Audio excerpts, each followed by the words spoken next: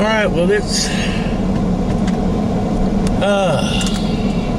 Monday, about 20 minutes to 1 in the afternoon, and I want to make a run up to town real quick. I'm going to take the old way because it's a little bit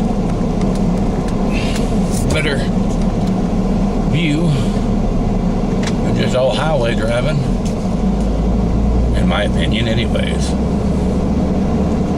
I want to go up to the antique store up in Salem. I have been there before, but it's been close to about 20 years ago, and I just want to see what they've got.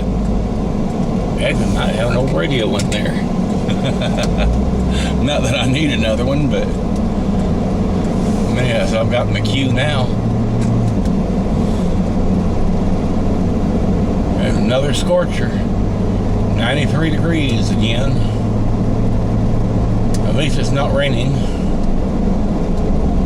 Hardly a cloud in the sky so far today.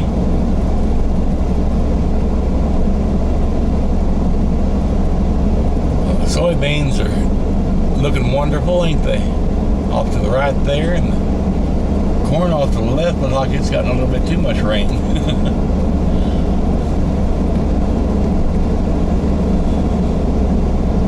That soybean field has lain fallow for the last year or two. It's been, they baled hay out of it, and that's already gotten 2 cuttings of hay off of it, and it looks like it's ready to cut again.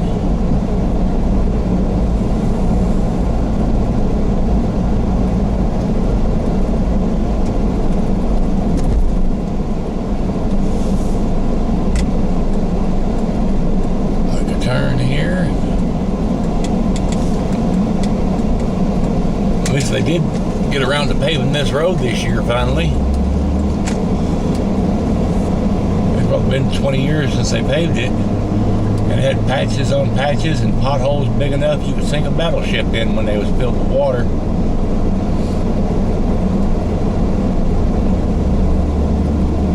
It doesn't see much traffic, does this road?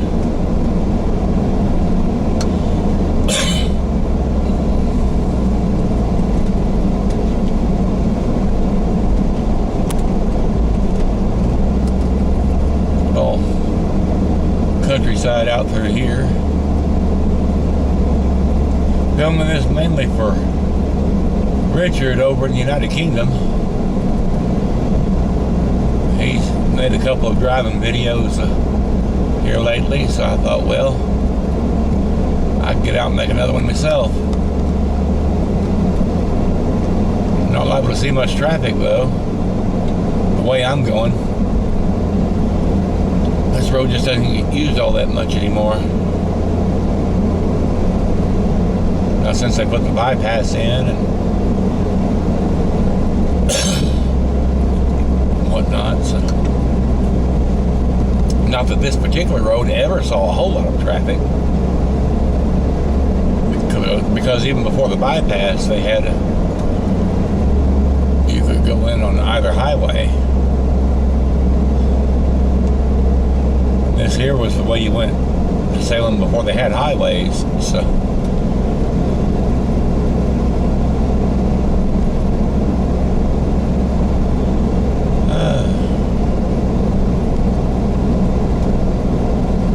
I don't know what happened to the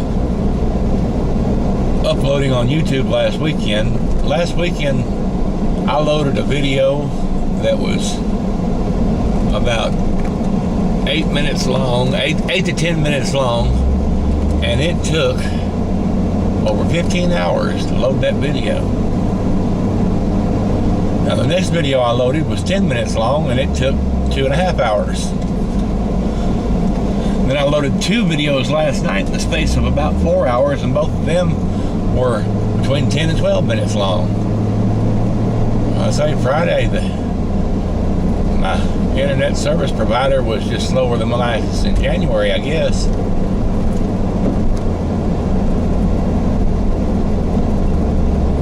Building a new house over there.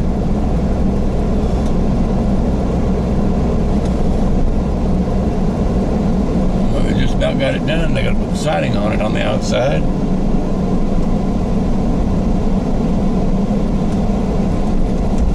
Coming up here will be the old Monon Railroad.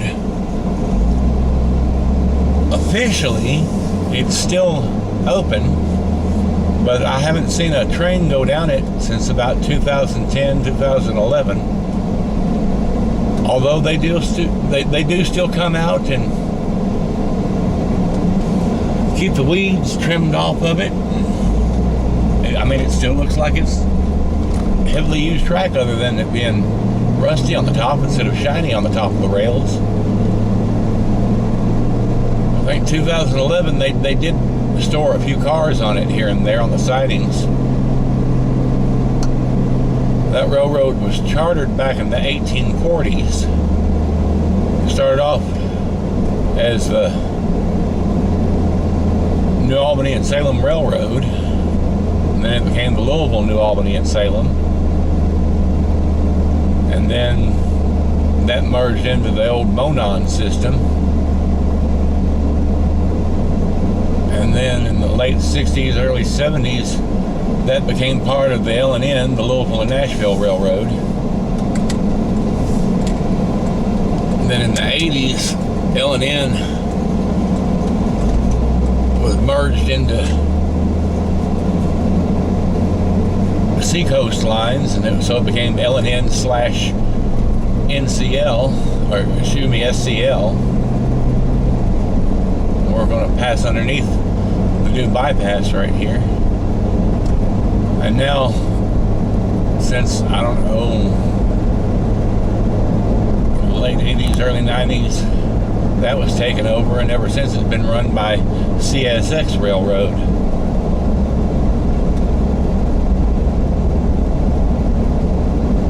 But I used to work, when I worked at Fabriform in Pekin, our factory was right beside the railroad tracks, and it had a spar line running to it, and a little dock there where they could offload from boxcars there. And I could sit on that dock and eat my lunch break there, and almost every time there'd be a great big old long train passing by me there. That railroad used to see about 20 trains a day on it. As late as, I know, 2006. But like I say, we had that economic downturn. Traffic got less and less, and in 2010 they just bypassed this line completely. Like I say, I mean, I talked to a CSX rail official a couple of years ago, and he said the track's still open, but they just don't use it anymore.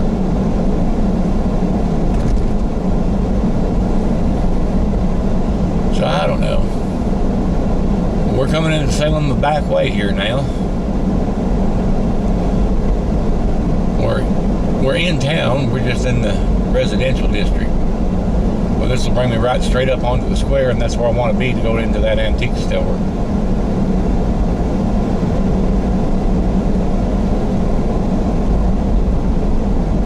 Go down by the old fairgrounds and the old dirt track for racing.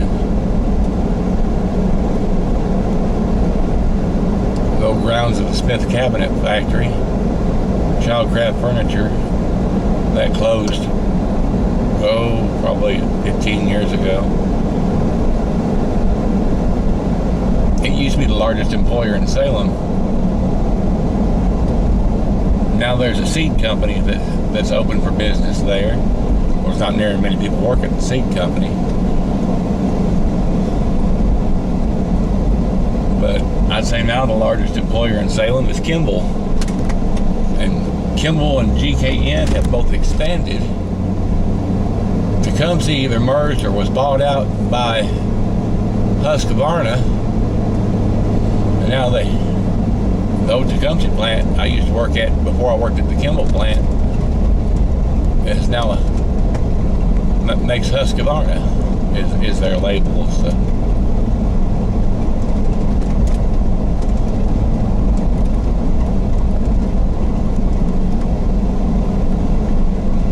years ago, there were double yellow lines down this brick road, and this was the end of Highway 160.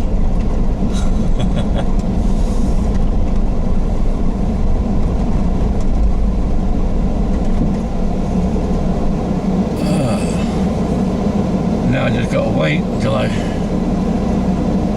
can give me a space where I can pull out.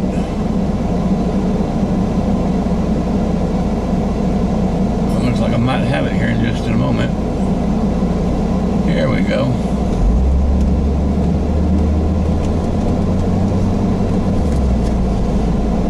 Go to the inside lane so I can continue going around the square.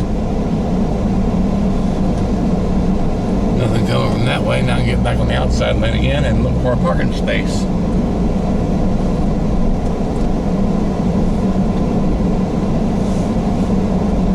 And of course, there's got to be a police car sitting right there where I wanted to pull in.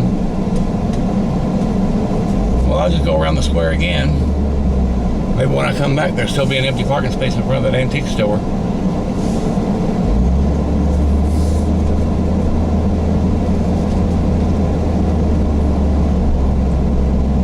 What the police are doing there, but where the cop car was sitting, that is right in front of a kind of a pub, a bar, so it wouldn't surprise me if it was a doggone bar brawl or something. Wouldn't surprise me a bit.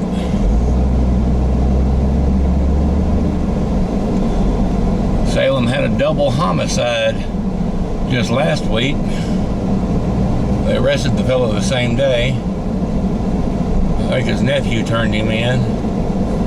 His nephew said that the couple that he killed, when he killed him, he said he come back out to his vehicle and said that he had just eliminated the single biggest drug problem in Washington County. Well, here's the antique store. I won't take the camera inside with me because I don't know how they feel about it, and I feel kind of awkward walking around inside with one, but I'll be back in a little bit. Well, this was a completely wasted trip. That's why I hate doing business in Salem, is because so many of the businesses around here are only open whenever they feel like it. This place here is only open on Thursdays and Fridays. So this was a completely flipping wasted trip. I'll try to back out into traffic here.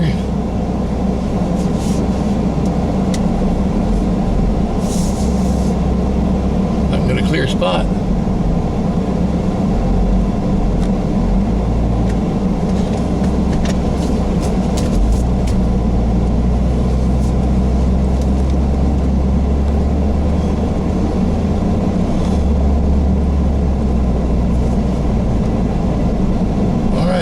Just head over here to new 160. Well, newer 160.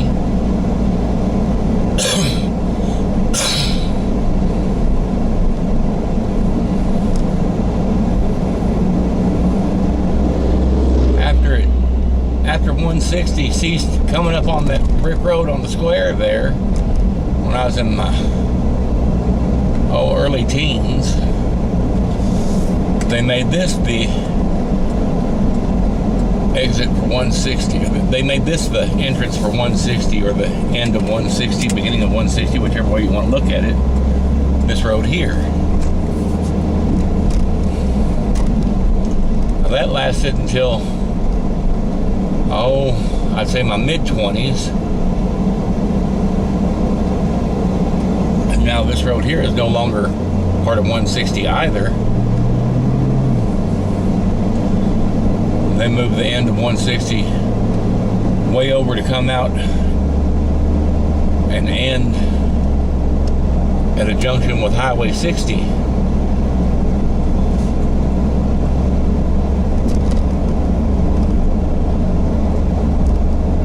Now at one time, this was also old Highway 60. But it's not any longer. But that was before it was old Highway 160.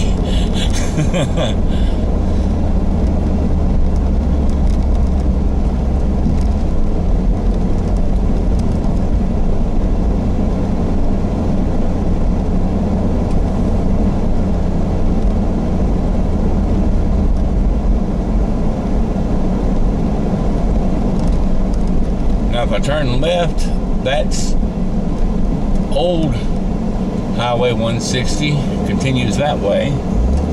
Going straight here, this is old Highway 60.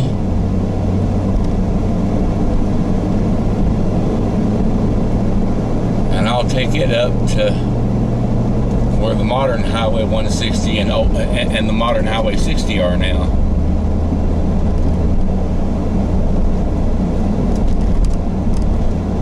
I won't quite reach modern 60.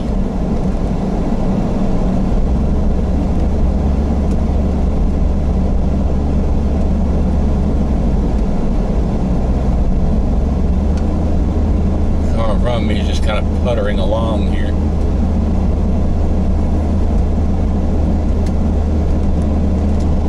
I'll reach back. Have me a sip of my Coke Zero. Camera might be bouncing a little bit. It doesn't have a mount. It's just sitting loose on my dashboard. I've been holding it with my hand.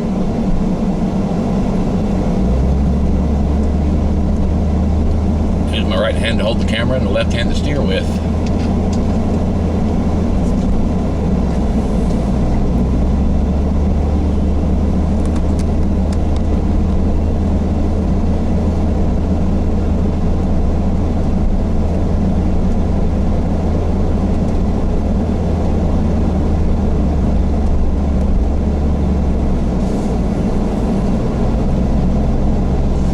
I'm not going to try to pull out on 60 is because that's usually a very busy road, and I'd be having to make a left-hand turn and then another left-hand turn to turn onto 160, which is just right up here, about another block or two.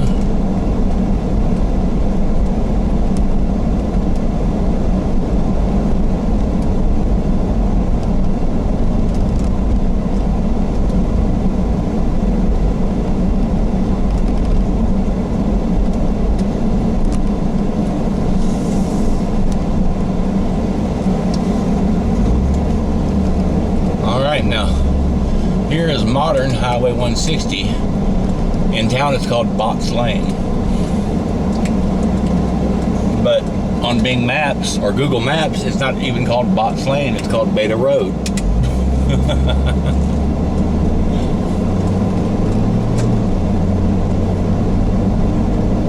The Tecumseh/Husqvarna plant at the end of this Highway 160 here going the other way was at one time Beta Shoe Company.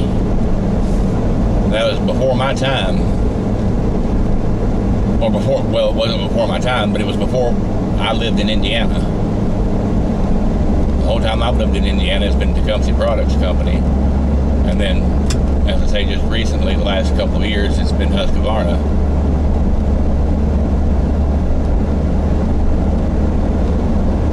There's the bypass again.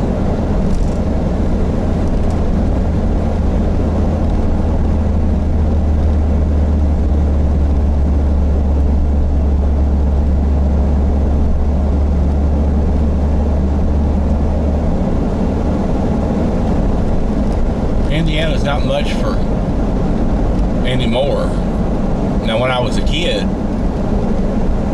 they had mowing crews that would come out and mow the sides of the highways down 2 or 3 times a year.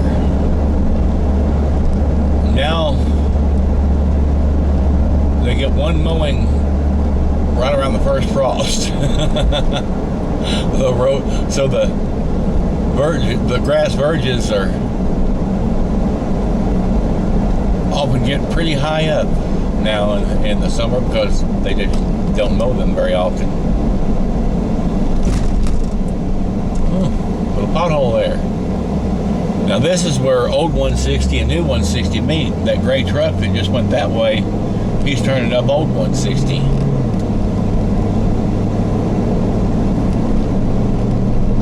Now you see here this tractor trailer rig coming down this road. There's a sign at either end of this road. There's another one that says semi drivers, do not use this road. It's narrow, and the bridges weren't meant to handle the loads, but they just go right up and down it all the damn time. I'm surprised they don't get fined any more than they do. It looks like the corn's about done for the year. We can tell we're getting close towards fall because the corn's starting to die off.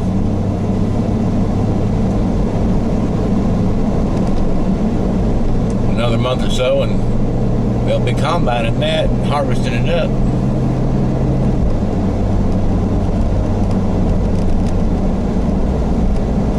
Now this part of the road here is called Beta Road.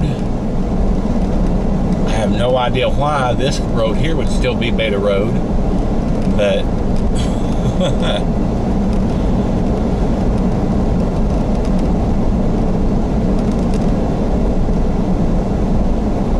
and then coming down here again is the old Monon tracks.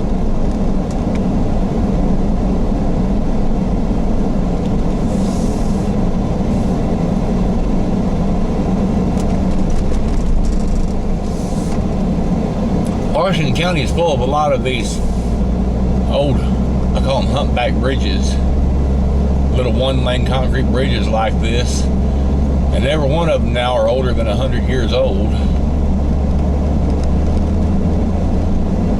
They tear out one about every 2 or 3 years and replace it with a new one. Not much so in this area. There is one that they replaced just up ahead about another mile or so. The only reason they replaced it was because a car hit the concrete guardrail on the side of it and flipped over and went in the ditch here a couple of years ago, and they just got around to replacing that bridge this year.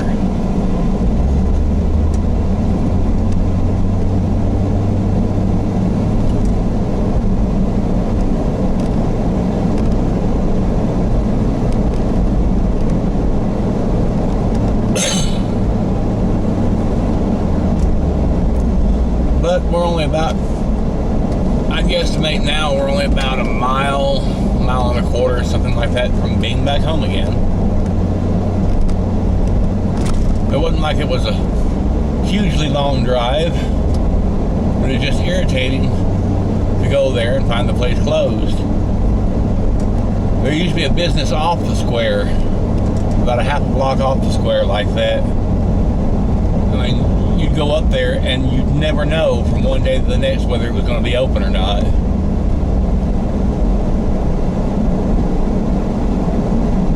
And there's several businesses in Salem that are that way. It's like, what a way to run a railroad, man.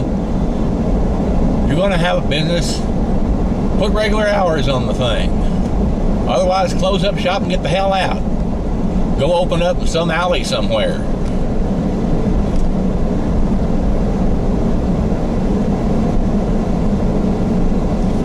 And now we're back,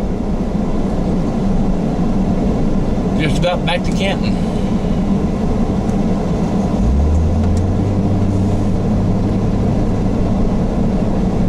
Here in just another minute or two, I'll be back home.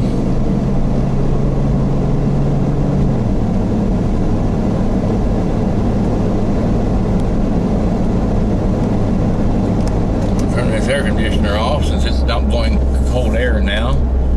I still haven't tried to recharge it yet. Open up the windows and it probably won't be able to hear me anymore, which might be a blessing.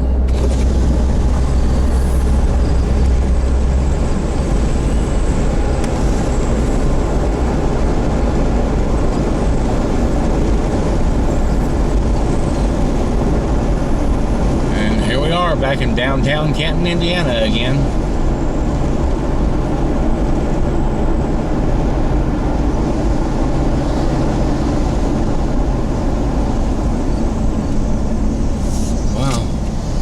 Took several years, but that gravel parking lot back there is just about reverted back to lawn, hasn't it?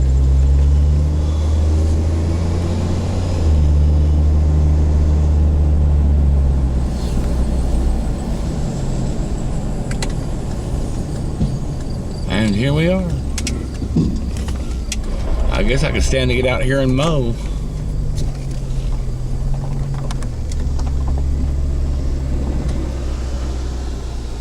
Well, this is Gary signing off.